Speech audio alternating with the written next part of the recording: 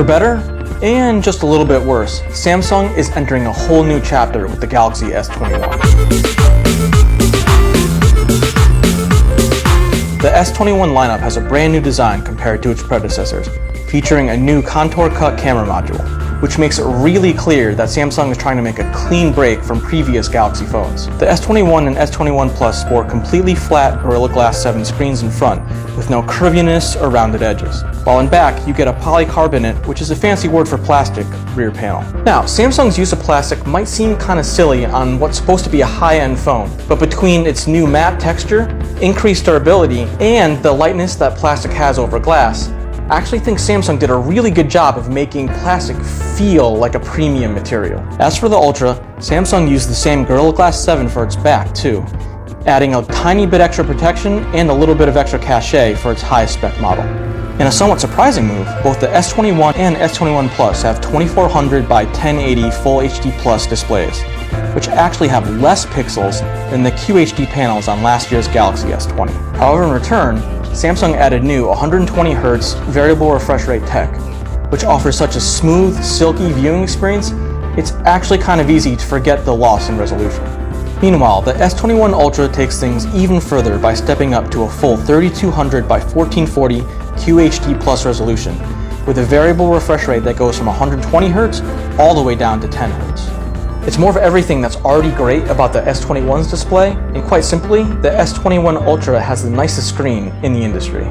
When it comes to cameras, Samsung is actually kind of borrowing a page out of Google's playbook. That's because while the S21 and S21 Plus have basically the same 12 megapixel main, 12 megapixel ultra-wide, and 64 megapixel 3x telephoto cameras you got on last year's S20, Samsung has used the past year to refine its camera algorithms and image processing. So not only has white balance improved, Samsung's night mode has gotten a big boost too. And that means the biggest surprise is that the S21 can actually hang with something like the Google Pixel 5 in terms of pure image quality, while also offering a 3x telephoto zoom the Pixel 5 just can't match. And by taking advantage of its new Snapdragon 888 chip, the S21 can even do things like film 8K videos or snap up to 10 frames a second while using Samsung's neat single take mode. Samsung even added an all-new portrait mode to replace last year's kinda lackluster live focus feature. So even without changing out its sensors, the S21 is a markedly better phone for taking photos. That said, the S21 Ultra still dunks on its less expensive siblings, with even bigger sensors, a dedicated laser autofocus system, which actually works surprisingly well, and an extra telephoto lens with a 10x optical zoom. Now, you can talk amongst yourselves about whether you think phones really need 10x optical zooms, but for me, I absolutely love it. Even when you're taking shots from huge distances away, photos still look really sharp. Meanwhile, Samsung's AI-assisted zoom lock helps you keep your subject in frame, even if you're hand-holding the phone. Honestly, it's the closest thing you can get to a big telephoto lens attached to a DSLR, but on a phone. In the US, the entire S20 line comes with Qualcomm's latest Snapdragon 888 chip, which is definitely faster than before, but it still can't quite top the numbers we saw from an A14 chip in an iPhone 12. Then again, nothing I threw at the Galaxy S21 actually causes the lag or stutter, even momentarily. The slightly more concerning part is that while I was expecting big battery life numbers from the S21, what I've seen is merely just a bit above average, clocking in at just over 12.5 hours on a single charge. Unfortunately, I didn't get my hands on an S21 Plus, but with its larger 4800 mAh battery, I would expect significantly better battery life numbers. On the flip side, the S21 Ultra boasted incredible run times, coming in at 16 hours and 45 minutes on our battery test, which I think is partly due to the more energy-efficient VRR display.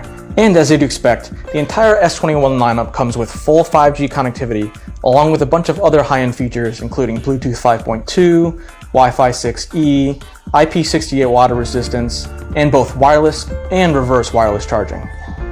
Samsung even added a new in-display fingerprint sensor that's 1.7 times larger and way faster than before. However, there are two big things the S21 doesn't have.